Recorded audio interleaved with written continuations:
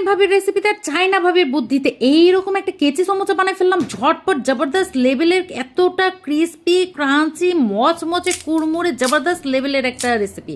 আসছে রমজানের ইফতারে কিন্তু অবশ্যই বানাইবেন, এই জন্য রেসিপিটা শেয়ার করে রাখেন। আসসালামু আলাইকুম বন্ধুরা, মুই চলে এসেছি বরিশাল নতুন একখান জবরদস্ত রেসিপি লয়ে। সেজন্য প্রথমে পরিমাণ মতো নিয়ে নিলাম চিকেন, বুকের মুরগির মাংস, এগুলো ছোট ছোট পিস করে কাটা, সামান্য একটু পেঁয়াজ দিয়ে দিলাম, একটা চামচ করে আদা বাটা আর রসুন বাটা, কালো গোলমরিচের গুঁড়া, সামান্য ধনিয়ার গুঁড়া, চিলি ফ্লেক্স, পরিমাণ মতো মরিচের গুঁড়া, আর দিয়ে দেবো একটা স্বাদে ম্যাজিক মশলা।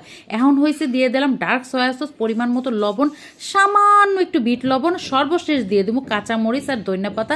আর কাঁচামরিচটা অবশ্যই নিজের পছন্দ মতো, মানে ঝাল ঝাল, অবশ্যই এই রেসিপিটা ঝাল ঝাল স্পাইসি বেশি ভালো লাগে। এরপর একটা মুরগির আন্ডা লই লইতে পারে, হেইয়া সাদা অংশ দিয়ে দিতে হবে, আর দিয়ে দিতে হবে দুইটা পাউরুটি, যেটা টুকরা টুকরা করে মুই দিতে আসে। তো মোর বুবু দাদুরা তোমরা কেডা কোন হান দিয়ে মোর ভিডিওটা দেখতে আসো ঝটপট করে কমেন্ট করে আলো, যাতে কইরা তোমাগো মুই অসংখ্য অসংখ্য ধন্যবাদ জানাইতে পারি কমেন্টের রিপ্লাই।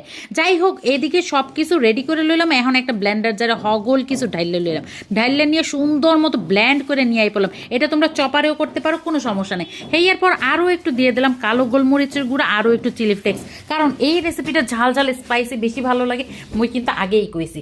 হেয়ার পর কি করতে হইবে, একটা পাইপিং ব্যাগ নিয়ে নিলাম, আর পাইপিং ব্যাগের মধ্যে হগল মিশ্রণগুলো একেবারে চাইপা চাইপা ঠাইসা টুইসা একেবারে হগলগুলাই ভরে দিলাম।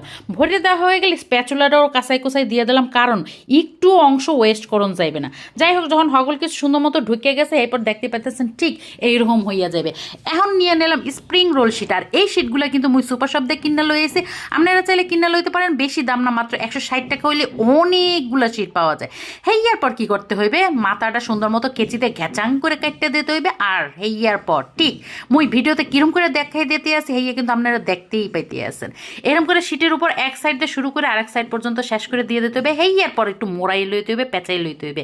আর একটা সুন্দর মতো ঘোল তৈরি করে লইছি, শুধুমাত্র পানি আর ময়দা দিয়া একদম একটু ঘন করে ঘোলটা গুলাইতে হবে, যাতে একদম আটা আটা মতো, মানে যেমন ফেবিকল আটা সেই রকম হইয়া যায়। হেয়ার পর এই ফেবিকল আটাটা সুন্দর মতো মাথায় সেট করে দিয়া হেয়ার পর আবার ঘুরাই ঘুরাই একদম সুন্দর মতো ঠিক এইভাবে রোল বানাই লইতে হবে। মুই কিন্তু আপনাকে আরও একবার দেখাই দিতে আসি কাজটা মুই কেমনে করছি। এটা কিন্তু বুঝাইয়ে দেওয়ার কোনো কিচ্ছু নেই, একটু চোখটা খুললে দেখলেই কিন্তু বুবুরা বুঝতে পারবেন যে এই কাজটা মুই কেমনে করছি। হেয়ার পর দেখেন মোর হগল রোলগুলো বানানো হয়ে গেছে।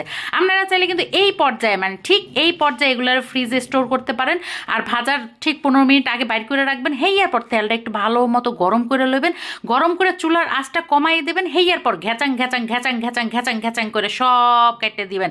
একটা সুন্দর ধারালো কেচি লইবেন, আর ঘ্যাচাং ঘ্যাচাং ঘ্যাচাং ঘ্যাচাং ঘ্যাচাং ঘ্যাচাং করে সুন্দর মতো হগলগুলা যতগুলা লাগে ততগুলা নাস্তা ভাজা লইবেন। আর এই নাস্তাটা ভাজার জন্য খুব বেশি তেলেরও দরকার হয় না, আর